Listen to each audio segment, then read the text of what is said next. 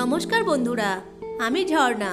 ঝর্ণার সিম্পল রেসিপির আরেকটা নতুন ভিডিওতে আপনাদের সবাইকে স্বাগতম জানাই। কেমন আছেন সবাই? আশা করছি ভালো আছেন। আজকে আমি বেগুন পোড়ানোর ঝামেলা ছাড়াই বেগুনের ভর্তা রেসিপি শেয়ার করব। বেগুন ভর্তা তো অনেক রকমভাবেই বানিয়ে খেয়েছেন, তবে এই পদ্ধতিতে একবার বেগুনের ভর্তা বানিয়ে দেখবেন, আমি গ্যারান্টি দিচ্ছি এক থালা ভাত এই বেগুনের ভর্তা দিয়ে খাওয়া হয়ে যাবে।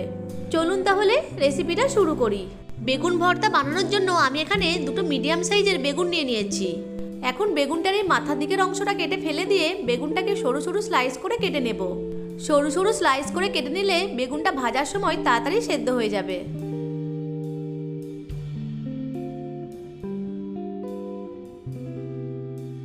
একইভাবে এই বেগুনটাকেও কেটে নিচ্ছি।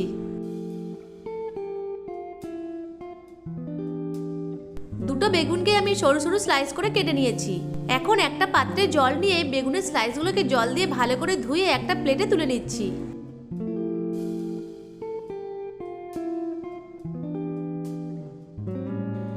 এরপর বেগুনগুলোতে স্বাদমতো লবণ আর 1 চামচ হলুদের গুঁড়ো দিয়ে ভালো করে মাখিয়ে নেব।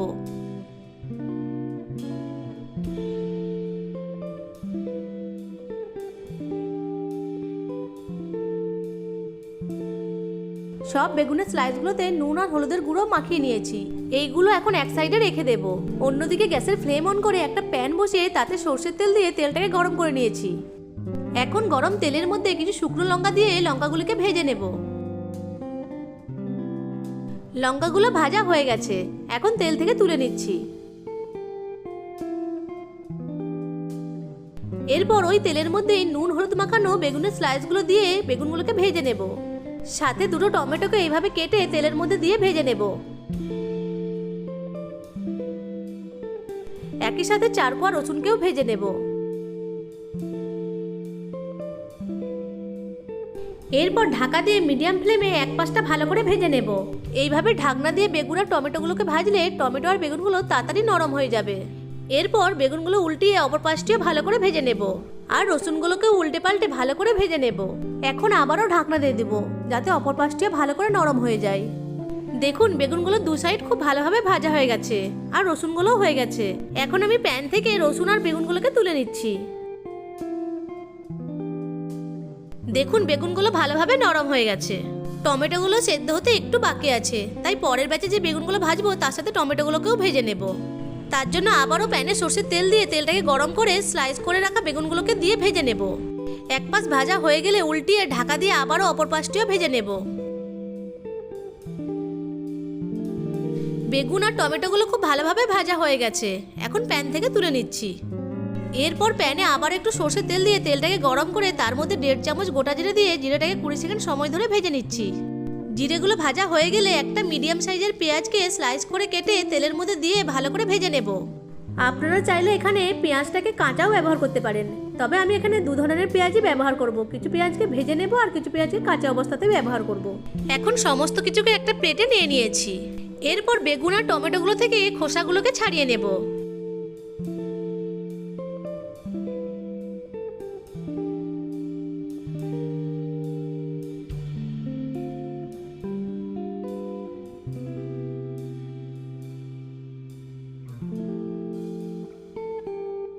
বেগুন আর টমেটোগুলো থেকে খোসাটাকে ছাড়িয়ে নিয়েছি।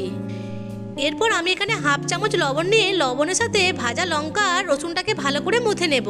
যেহেতু বেগুনে লবণ দেওয়া আছে তাই আমি এখানে লবণটাকে অল্প ব্যবহার করেছি। আপনারাও চেকে যতটা লবণ লাগবে সেই পরিমাণ অনুযায়ী দেবেন।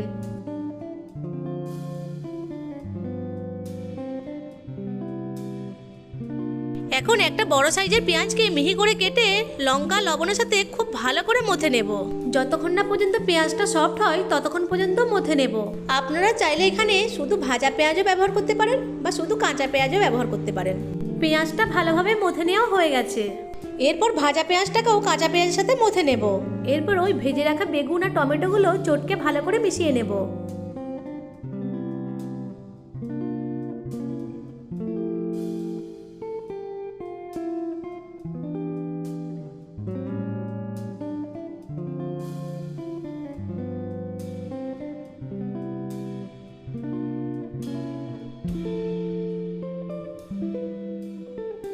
বেগুন আর টমেটোগুলোকে ভালোভাবে চটকে মেখে নিয়েছি।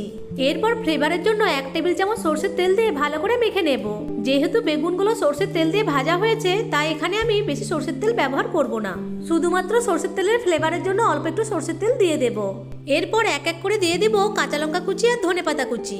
কাঁচা লঙ্কা কুচি আর ধনেপাতা কুচিটাকে হাত দিয়ে আলতো করে মেখে নেব। ঝালটা এখানে আপনারা আপনাদের প্রয়োজন মতো দেবেন। সবকিছু খুব ভালো করে মেখে নিয়েছি, আর সাথে সাথে এখানে ভর্তাটা আমাদের একদম রেডি হয়ে গেছে। দেখুন কতটা লোভনীয় হয়েছে ভর্তাটা। ভর্তাটাকে আমি একটা প্লেটে সার্ভ করে দিয়েছি। দেখুন কত সহজে বেগুন পোড়ানোর ঝামেলা ছাড়াই বেগুনের ভর্তাটা তৈরি হয়ে গেল। আশা করছি আজকের রেসিপিটা আপনাদের কাছে ভালো লেগেছে। ভালো লেগে থাকলে আমার ভিডিওটিকে লাইক, কমেন্ট, শেয়ার আর চ্যানেলটিকে সাবস্ক্রাইব করে পাশে থাকা বেল আইকনটিকে অন করে রাখবেন আমার পরবর্তী ভিডিওর নোটিফিকেশন সবার আগে পাওয়ার জন্য।